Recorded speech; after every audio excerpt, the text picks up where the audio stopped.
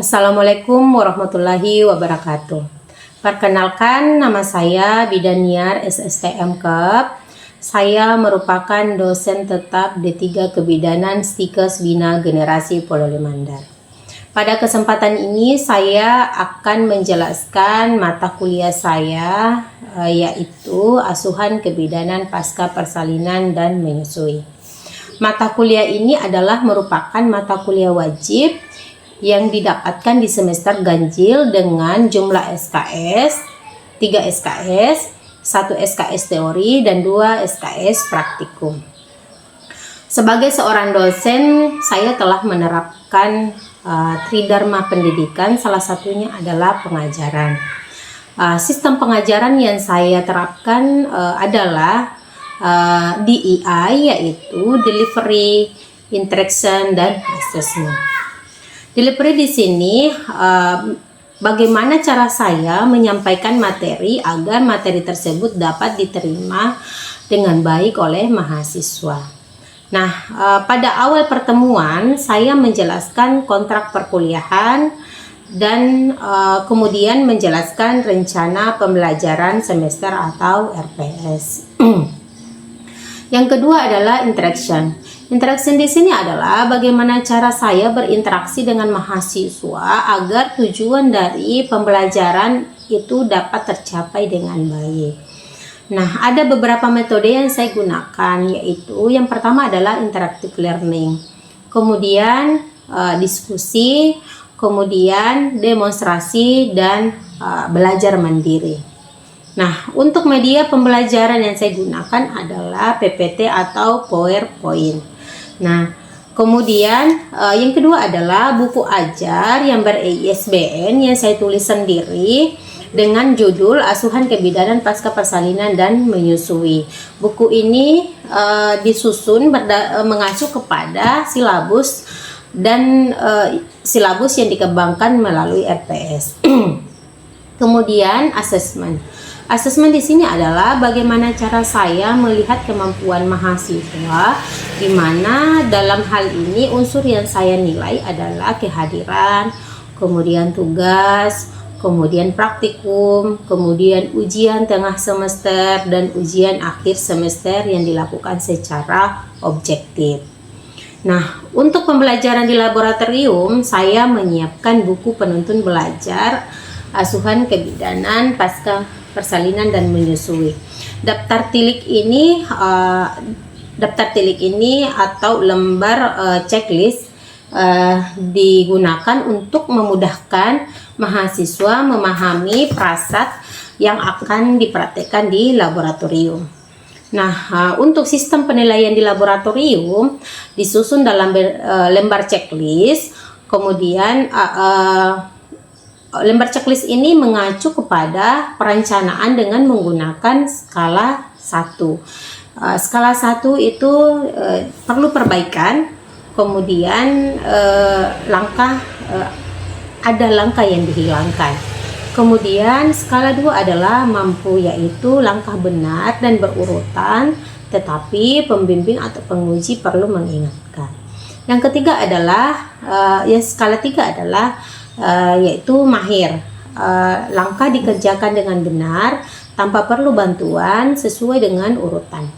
Kemudian untuk penilaian, yaitu nilai yang didapatkan dibagi dengan jumlah total aspek yang dinilai dikali 100%. Kemudian mata kuliah ini mempelajari tentang 1. Proses perubahan fisiologi dan psikologi pasca persalinan. Yang kedua adalah proses laktasi dan menyusui serta respon orang tua terhadap bayi baru lahir. Yang ketiga adalah mengidentifikasi kebutuhan dasar ibu pasca persalinan.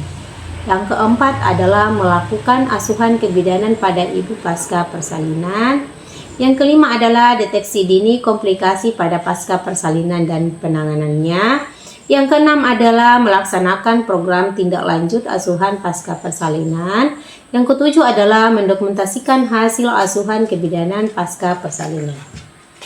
Berikut ini adalah deskripsi singkat tentang mata kuliah asuhan kebidanan pasca persalinan yang terdiri dari 3 SKS 1 SKS teori dan 2 SKS praktik.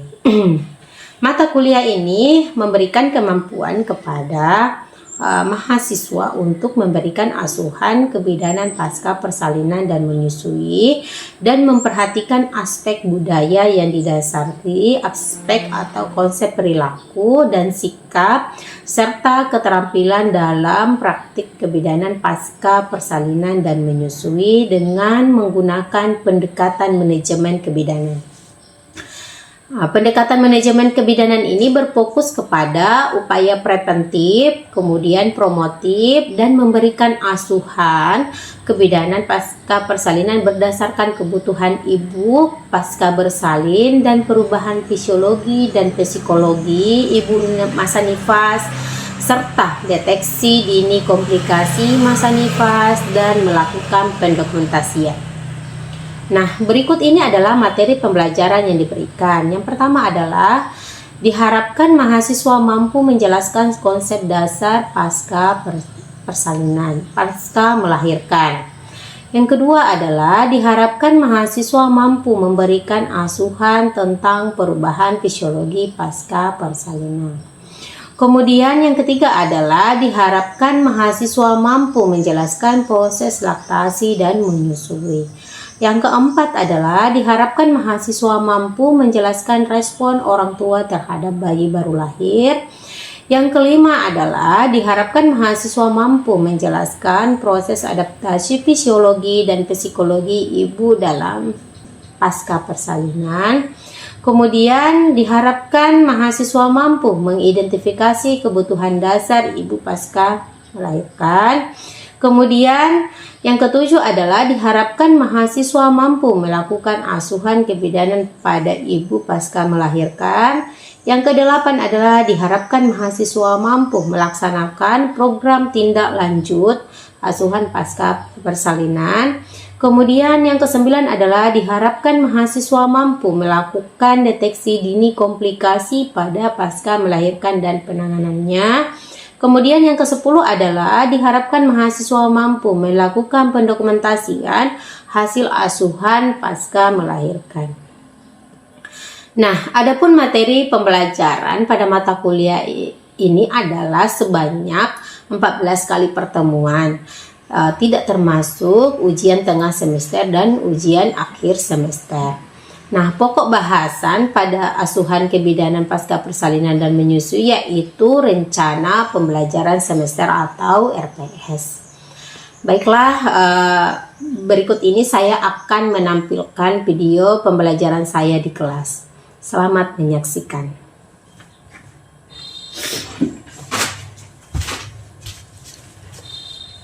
Assalamualaikum warahmatullahi wabarakatuh.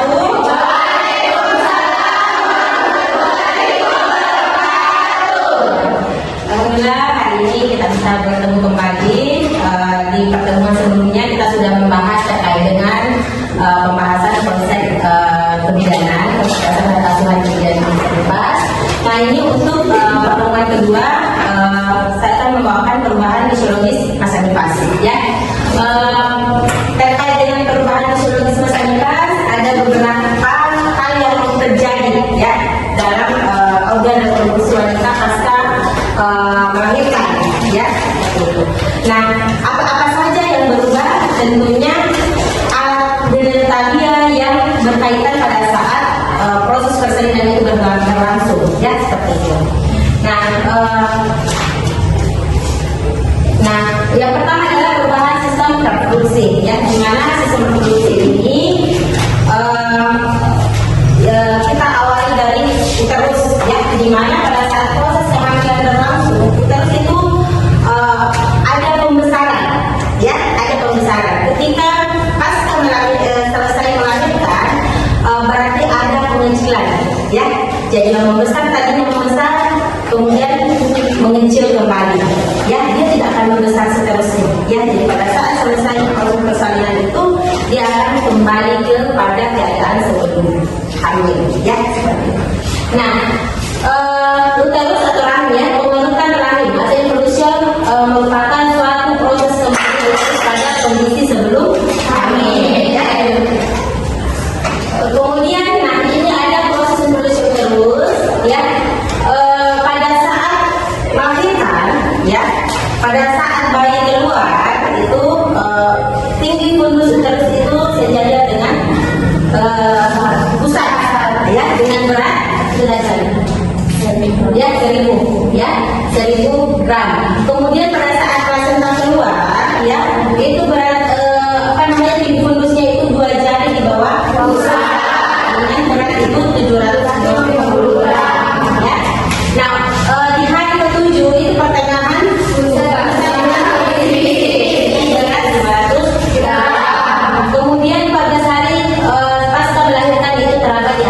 ya, dengan berat 350 gram. Kemudian 42 hari ya, dia semakin mengecil dengan berat 55 gram ya. Kemudian 56 hari atau 8 minggu pasca melahirkan dia kembali normal dengan ukuran 30 gram ya. Nah, kurang lebih seperti itu. Kemudian apa sih yang kedua adalah ruqyah ya. Jadi pada saat proses persalinan kembali ya, ada yang namanya sisa-sisa pengeluaran. Nah, ini disebut dengan ruqyah ya. Nah, ada ruqyah luka ya. Ruqyah luka atau darah yang keluar adalah masih segar ya. Nah, kemudian ruqyah salulenta ya, ini keluarnya di hari, kalau ruqyah luka itu keluar di hari satu sampai tiga hari ya. Ini salulenta itu keluar di hari ke-4 hari. Kemudian selosa adalah 7 sampai 14 hari. Yang berwarna putih 14 hari sampai 42 hari ya. Nah, kemudian yang ketiga adalah perubahan pada serviks ya. Tahu serviks ya? Nah, ini nih yang terbuka pada saat proses persalinan. Nah, di sini ya, di sini dia akan pada saat proses persalinan dia mengalami dilatasi sehingga porsium pada saat setelah melahirkan itu berwarna kehitam-hitaman karena adanya dilatasi tadi itu. Jadi pembuluh darah yang ada di porsium yang mengalami dilatasi tadi itu terjadi apa? Ya, pembuluh darah kecilnya vertebranya itu apa lagi namanya? Apa? Mengerut ya. Mengerut akhirnya dia terjadi kehitam-hitaman. Nah, seperti ini. Ini porsium. Nah, ini kalau dia habis melahirkan itu terbuka besar. Karena ini yang mengalami pembukaan pada saat persalinan terbuka menjadi 10 cm ya. Nah, seperti itu. Nah, ini. Kemudian pempadan vagina. Pempadan vagina mengalami penekanan ya. Jadi pada saat proses persalinan berjalan atau berlangsung, vagina yang tadinya kecil itu jadi melebar besar ya. Nah, besar. Nah, ini juga tentunya biasa mengalami perubahan ya, seperti itu. Nah, kemudian vagina ini akan kembali kepada keadaan semula ya setelah 3 minggu ya, setelah 3 minggu. Tentunya tidak seperti sebelumnya ya, pasti ada perubahan yang tadinya kencang setelah selesai melahirkan memang ada penurunan, tapi ada teknik-teknik yang perlu kita lakukan, latihan senam apa untuk memperbaiki saja. Kemudian vulva dan vagina keadaannya juga ya. Kalau apa namanya pada saat proses persalinan berlangsung itu kan membuka ya, jadi dia kelihatan lebih besar gitu ya. Nah, pada saat setelah persalinan berlangsung dia akan kembali kepada keadaan normalnya ya. Perineum ya. Nah, ini perineum segera setelah melahirkan perineum menjadi lendur ya. Bagian dalam ini yang biasa yang rombe di perineum itu namanya ya. Kemudian bergerak maju pada dengan banyak bergerak maju itu yang membuat dia kendor ya.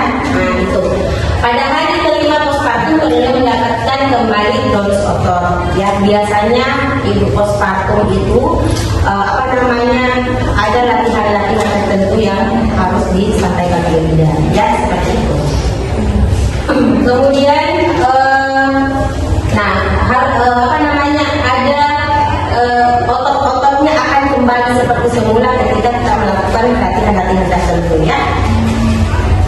Nah, ini keadaan perineum ini kalau misalnya dia dalam apa namanya ruptur ya, keadaannya ruptur.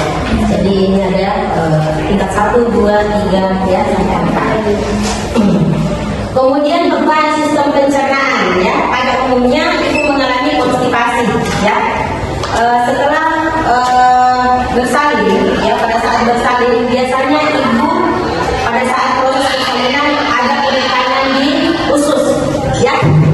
sehingga biasa pada saat persalinan itu keluar bayi, ada juga keluar fesesnya.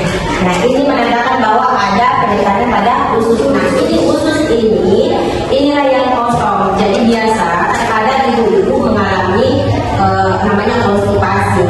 Nah, seperti itu. Jadi sebelum pulang dipastikan ibunya dia sudah bisa kentut atau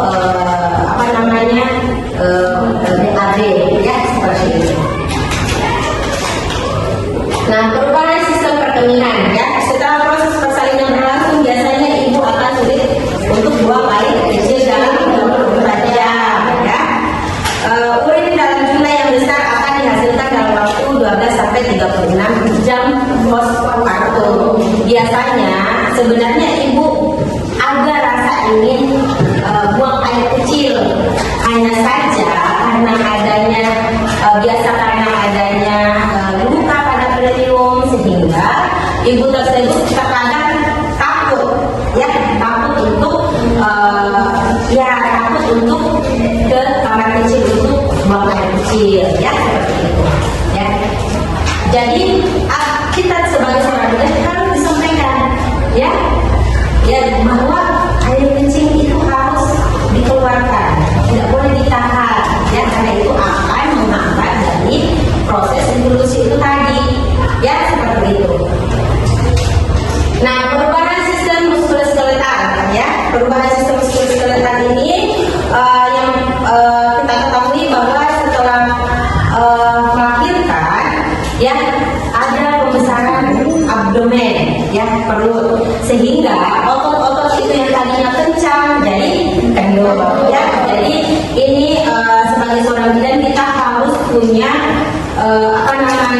asuhan, ya, asuhan yang dapat memberikan upaya kesembuhan kepada pasien terkait bagaimana klien tersebut bisa kembali keadaan seperti semula dengan otot-ototnya kembali kencang, ya. Kemudian perubahan sistem endokrin, ya. Nah, hormon plasenta untuk mengetahui apakah si pasien itu hamil atau tidak, ini yang diperiksa, hormon plasenta, ya. Nah, ini yang diperiksa. Nah, pada saat setelah bersalin, hormon ini akan turun, ya, hormon ini akan turun, tapi ini akan menjadi ototisa untuk perubahan mamae, ya. Jadi setelah hormon ini turun, akan muncul produksi ASI, ya. Nah, hormon pituitari, ya, hormon pituitari ini berperan penting dalam peningkatan hormon pituitari ini berperan penting dalam peningkatan produksi ASI, ya. Nah, jadi ini sangat dibutuhkan untuk ibu-ibu pasca melahirkan, ya. Nah, hipotalamus pituitari ovarium. Nah, hipotalamus pituitari ovarium ini biasanya akan wanita itu dapat menstruasi juga dipengaruhi karena faktor menyusui. Penurunan kadar estrogen yang bermakna sehingga aktivitas reproduksi juga sedang meningkat, ya. Jadi disinilah dibutuhkan hormon ini, estrogen ini, karena untuk meningkatkan produksi ASI. Kemudian perubahan tanda-tanda vital, ya. Yang pertama yang berubah adalah suhu tubuh, ya, pasti ada perubahan suhu tubuh meskipun tidak sangat signifikan, hanya berubah beberapa derajat saja, ya, seperti itu. Nah, suhu tubuh dalam 1 kali 24 jam, ya, postpartum, suhu akan naik sedikit, ya, dari 37,5 sampai 38 derajat, ya. Ini akan meningkat lagi pada hari ketiga, ya. Kenapa? Adanya membentukkan ASI, ya. Jadi kita tidak boleh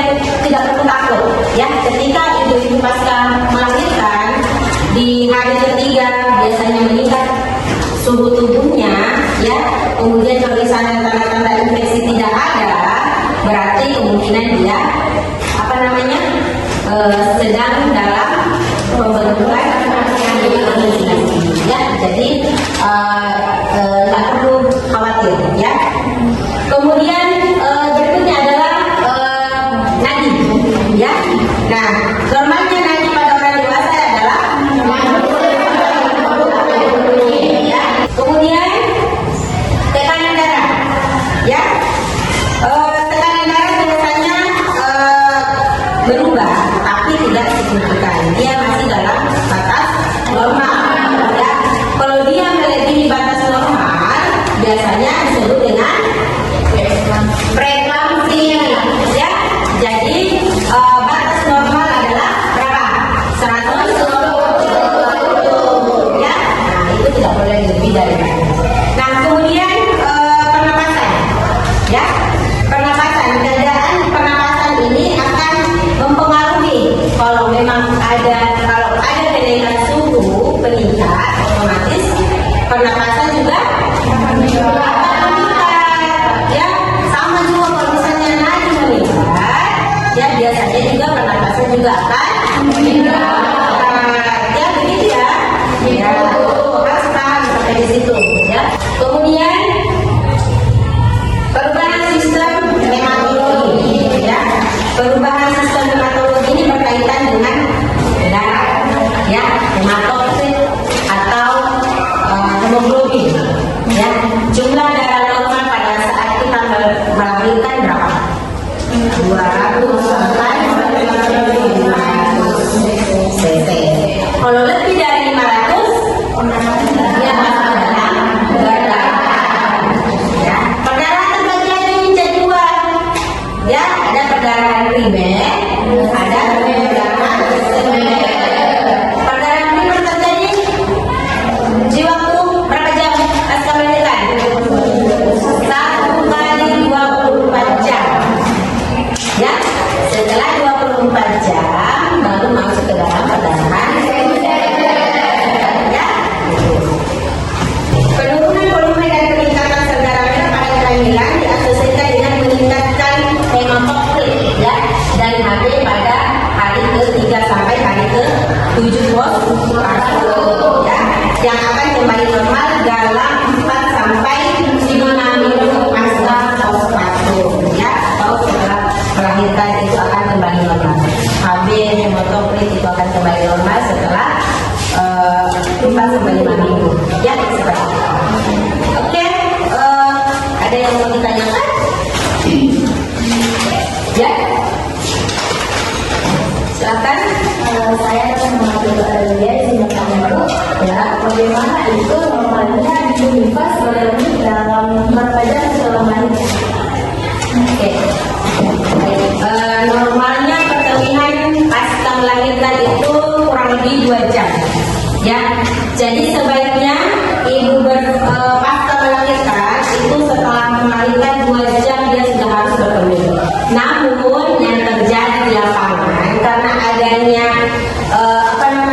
karena adanya luka ya, karena adanya nyeri ya di bagian vagina, sehingga pasien tersebut mengulur waktu untuk buang air kecil ya. Padahal seharusnya tidak boleh dilakukan. Karena kenapa?